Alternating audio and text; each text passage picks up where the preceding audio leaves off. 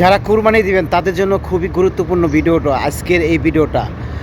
আপনাদের খুবই সতর্কবাণী থাকতে হবে, সতর্কভাবে কুরবানি দিতে হবে, তাহলে আল্লাহ তাআলা সেই কাজটি করলে আল্লাহ তাআলা কিন্তু কবুল করবে না। তো আজকের এই ভিডিওটা সবার জন্য, যারা কুরবানি দিবেন, এবং ভিডিওটা সবার মাঝে ছড়িয়ে দিবেন শেয়ার করে। ধন্যবাদ সবাইকে। তো শুরু করছি আজকের এই ভিডিওটা। ভাই, আপনারা যারা কুরবানি দিবেন,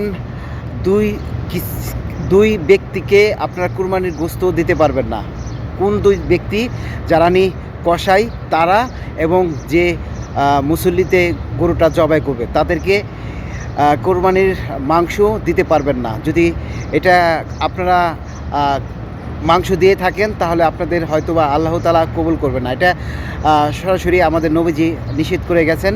আল্লাহ তাআলা এই ধরনের কাজ করলে সেই কুরবানি কবুল করবেন না। তো ভিডিওটা সবার জন্য, আর ভিডিওটা শেয়ার করে সবাইকে দেখার সুযোগ করে দেবেন। ধন্যবাদ। সবাই সতর্ক থাকবেন, ভালো থাকবেন, সুস্থ থাকবেন।